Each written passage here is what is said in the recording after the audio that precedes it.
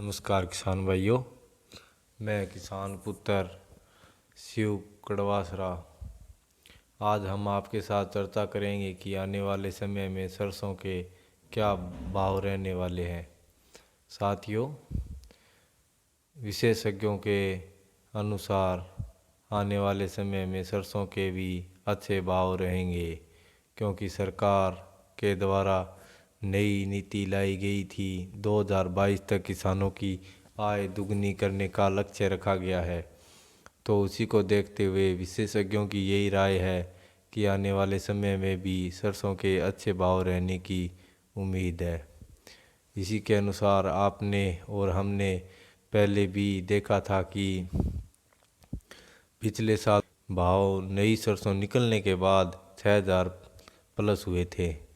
तो इसी हिसाब से अब की बार भी नई सरसों निकलने के बाद और भी अच्छे भाव आने की उम्मीद है। सरकार ने विदेशों से सरसों नहीं खरीदी है, क्योंकि सरकार का लक्ष्य 2022 तक किसानों की आय दुगनी करने का है। तो आय दुगनी करने के लिए सरकार ऐसा कदम नहीं उठाएगी कि किसानों को लॉस हो। तो उसी को देखते हुए आगे भी अच्छे भाव रहने की उम्मीद है। जिन किसानों के पास पीछे की सरसों पड़ी है वो भी बेच सकते हैं, क्योंकि अभी नई सरसों निकलेगी तो मई तक सरसों के भाव 6,000 के आसपास रहने का अनुमान है, और मई के बाद वही 7,000 प्लस या 8,000 रहने की उम्मीद लगाई जा रही है।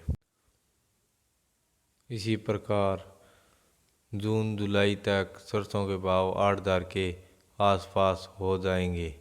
तो किसान भाइयों, बिल्कुल भी चिंता करने की ज़रूरत नहीं है कि सरसों की बुआई अब की बार ज़्यादा हो गई है तो फसल के दाम कम रहेंगे।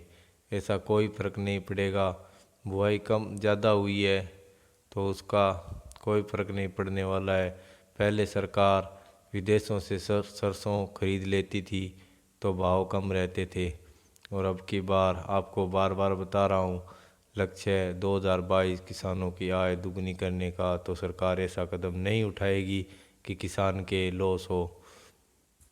अब भी सरकार के पास पुराना स्टॉक नहीं बचा है, और थोड़ा बहुत है तो वो प्राइवेट सेक्टर में है, उसका कोई इफेक्ट नहीं पड़ता है ज़्यादा। तो नई सरसों के दाम अच्छे रहेंगे। धन्यवाद। आपका साथी शिव कड़वासरा। धन्यवाद साथियों।